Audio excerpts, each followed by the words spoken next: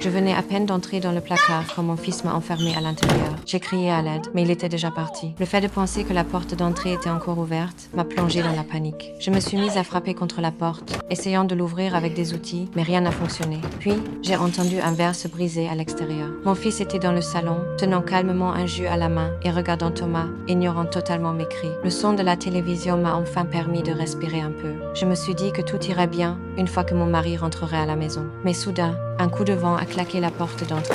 Je me suis à nouveau tendue. Le bruit de la télévision a disparu. Quand plus aucun son ne venait de l'extérieur, je me suis effondrée instantanément, plongée dans un désespoir total. C'est alors que la porte s'est enfin ouverte. En voyant mon fils debout devant moi, sain et sauf, je l'ai serré très fort dans mes bras, les larmes aux yeux. Mon fils est né avec un trouble du spectre autistique et ne pouvait ni communiquer normalement, ni établir de lien avec qui que ce soit. J'ai essayé toutes les méthodes possibles, mais son état ne s'améliorait pas. Ce jour-là, sa grand-mère est rentrée à la maison avec 2 chiots, mais un seul pouvait rester. L'un des chiots a sauté affectueusement sur mon fils, sans provoquer la moindre réaction de sa part. Sa grand-mère était pourtant très heureuse, car le simple fait qu'il ne rejette pas les chiens avait déjà beaucoup de sens. Nous avons donc décidé de garder le chiot. Elle lui a demandé de lui donner un nom. Il a soudainement lâché un mot.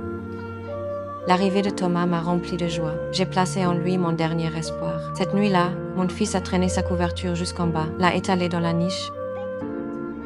Ce moment si simple nous a profondément bouleversés, car c'était la première fois qu'il parlait de lui-même. Un jour, mon mari a surpris Thomas en train de faire ses besoins à l'intérieur. J'ai profité de l'occasion pour apprendre à notre fils qu'aller aux toilettes signifiait sortir dehors. Pour l'aider à comprendre, je l'ai emmené à l'extérieur et lui ai montré. Thomas a alors été récompensé avec un morceau de nourriture. Mon fils semblait avoir compris quelque chose. À l'école, il jouait habituellement seul, dans un coin. Mais cette fois-là, il a soudainement dit qu'il voulait aller aux toilettes. L'enseignante était stupéfaite et avait du mal à y croire. Elle n'aurait jamais imaginé que l'enfant le plus sévèrement autiste de la classe demande de lui-même à aller aux toilettes. Avec la compagnie du chien, il a commencé à changer lentement, même si ce changement n'existait qu'avec lui. Chaque fois que je prononçais des mots qu'il n'aimait pas, il explosait immédiatement. Le voir retomber dans son état d'avant me remplissait d'impuissance. Mon mari a regardé Thomas et a eu une idée. Il s'est mis à imiter les sons du chien. Notre fils s'est immédiatement calmé. Un soir, lorsque notre fils a appelé Thomas pour dormir avec lui, ces quelques mots simples nous ont fait fondre en larmes.